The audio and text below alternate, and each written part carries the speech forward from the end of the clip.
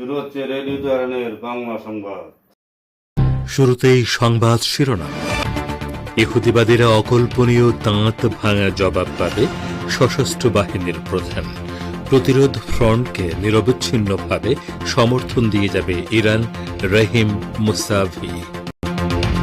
তাখতে রাভান্সি অসলোয় পৌঁছেছেন Britain, France ও জার্মানির সঙ্গে ইরানের আলোচনায় জার্মানিও যুক্ত হবে, জানালেন মুখপাত্র।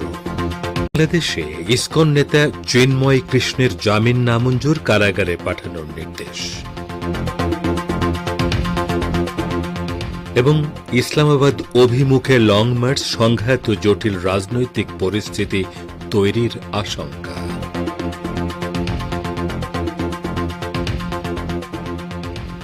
আসসালামু আলাইকুম। এতক্ষণ গুরুত্বপূর্ণ সংবাদ শিরোনাম শুনলেন। এবারে বিস্তারিত বিশ্ব সংবাদে আপনাদের স্বাগত জানাচ্ছি। আমি গাজী আব্দুর রশিদ। ইরানের সশস্ত্র বাহিনীর chief of staff major general Mohammad Bagheri বলেছেন, ইরানের প্রতিরক্ষা নীতি প্রতিরোধমূলক এবং যে কোনো আগ্রাসনের দাঁত ভাঙা জবাব দেওয়ার পক্ষে। উপযুক্ত সময়ে শত্রু হুমকি মোকাবেলা করার বিষয়টি প্রতিরক্ষা নীতিতে গুরুত্ব পেয়েছে।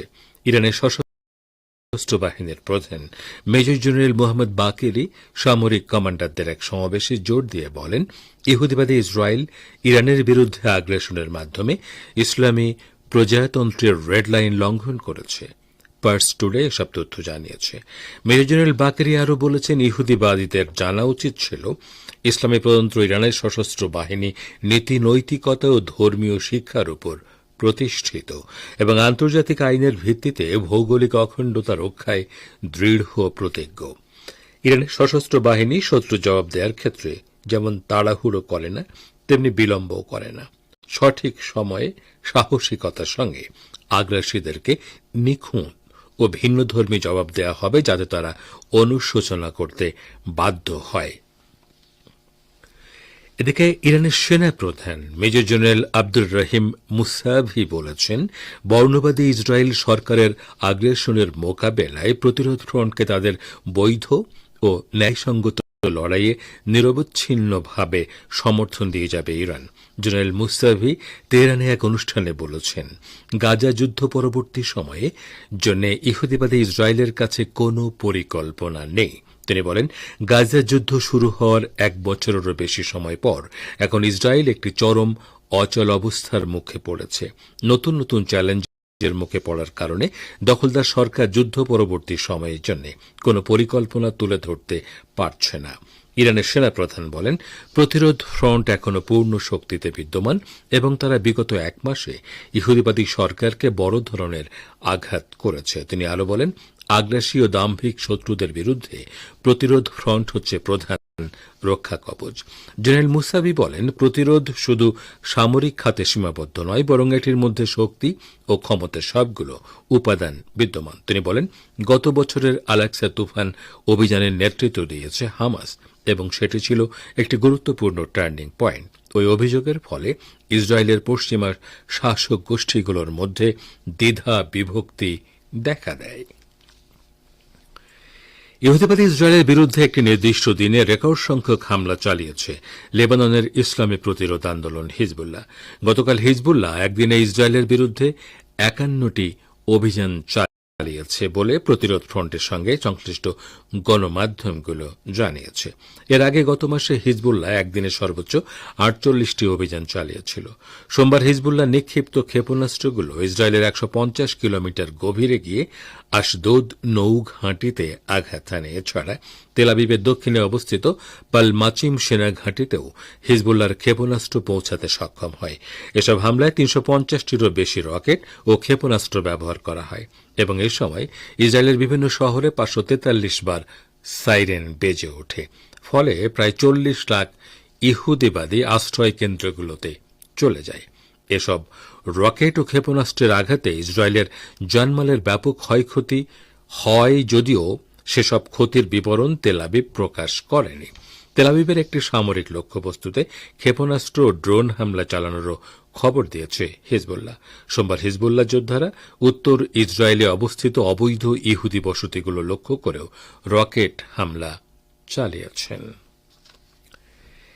ইরানের বেসামরিক পরমাণু কর্মসূচি সহ আরও কিছু ইস্যুতে ব্রিটেন, ফ্রান্স ও জার্মানির সঙ্গে তেহরানের আলোচনায় জার্মানিও যুক্ত হবে বলে ঘোষণা করেছে। জার্মান পররাষ্ট্র মন্ত্রণালয়ের মুখপাত্র ক্রিশ্চিয়ান ওয়াগনার রাজধানী বার্লিনে এক সংবাদ সম্মেলনে বলেছেন, ইরানের পরমাণু ইস্যুর পাশাপাশি আরও কিছু বিষয় নিয়ে সম্ভাব্য আলোচনায় জার্মানি যোগ দেবে বলে আমি নিশ্চিত করছি। তবে তিনি সম্ভাব্য এ আলোচনার সময় বা স্থান জানাননি। তবে ইরানের উপপররাষ্ট্রমন্ত্রী মাজিদ তাখতেরাভান্সি 3 ইউরোপীয় দেশের সঙ্গে উপপররাষ্ট্রমন্ত্রী পর্যায়ের আলোচনা করতে নরওয়ের রাজধানী অসলোয় পৌঁছেছেন বলে খবর পাওয়া গেছে। এর আগে ইরান 3 ইউরোপীয় দেশ ফ্রান্স, জার্মানি ও ব্রিটেনের সঙ্গে গাজা পরিস্থিতি এবং পরমাণু কর্মসূচি নিয়ে কথা বলবে বলে জানিয়েছিলেন পররাষ্ট্র মন্ত্রণালয়ের মুখপাত্র ইসমাইল বাকাই। গত বৃহস্পতিবার আন্তর্জাতিক পরমাণু শক্তি সংস্থা বা আইএই এর বোর্ড অব গভর্নরদের বৈঠকে এই 3 ইউরোপীয় দেশের আনা একটি প্রস্তাব পাশ হয়। জার্মানি, ফ্রান্স ও ব্রিটেনের পক্ষ থেকে উত্থাপিত প্রস্তাবটিতে দাবি করা হয়, তেহরান আইএইকে ঠিকমতো সহযোগিতা করছে না। আপনারা বিশ্ব সংবাদ শুনছেন রেডিও তেহরান থেকে, আর প্রচারিত হচ্ছে বাংলাদেশ ও ভারতে 25 মিটার ব্যান্ডে, ছাড়া বিশ্বজুড়ে ইন্টারনেট ও স্যাটেলাইটে। রাষ্ট্রদ্রোহের মামলায় গ্রেপ্তার বাংলাদেশের সম্মিলিত সনাতনী জাগরণ জোটের মুখপাত্র ও পুণ্ডরিক ধামের অধ্যক্ষ চিন্ময় কৃষ্ণ দাস ব্রহ্মচারীর জামিন আবেদন নামঞ্জুর করে কারাগারে পাঠানোর নির্দেশ দিয়েছেন দেশটির আদালত। আজ মঙ্গলবার দুপুরে চট্টগ্রাম মেট্রোপলিটন ম্যাজিস্ট্রেট কাজী শরীফুল ইসলাম শুনানির শেষে এ আদেশ দেন। চট্টগ্রাম নগরের নিউ মার্কেট মোড়ে অবস্থিত স্বাধীনতা স্তম্ভে জাতীয় পতাকার অবমাননার অভিযোগে চিন্ময় কৃষ্ণের বিরুদ্ধে এ মামলা হয়। নগর পুলিশের অতিরিক্ত উপকমিশনার মফিজুর রহমান বলেন, জামিনের আবেদন করা হলে আদালত নামঞ্জুর করেন। মফিজুর রহমান আরও বলেন, আসামি পক্ষের আইনজীবীদের আবেদনের পরিপ্রেক্ষিতে আদালত ডিভিশনের আদেশ দেন। একই সঙ্গে চিকিৎসা ও ধর্মীয় রীতিনীতি পালনে যাতে কোনো অসুবিধা না হয়, কারাবিধি অনুযায়ী সে ব্যবস্থা নিতে জেল সুপারকে নির্দেশ দেন। ভারতের মহারাষ্ট্রের মুখ্যমন্ত্রী পদ থেকে ইস্তফা দিয়েছেন একনাথ শিন্ডে। তবে নতুন মুখ্যমন্ত্রী শপথ না নেওয়া পর্যন্ত অস্থায়ীভাবে তিনিই মুখ্যমন্ত্রী থাকবেন। পাকাপাকিভাবে ফের মুখ্যমন্ত্রীর কুর্সি তিনি ফিরে পাবেন কিনা তা অবশ্য স্পষ্ট নয়। তবে তার দলের নেতা এবং কর্মী সমর্থকরা শিন্ডেকেই ফের মুখ্যমন্ত্রী করার দাবি তুলেছেন।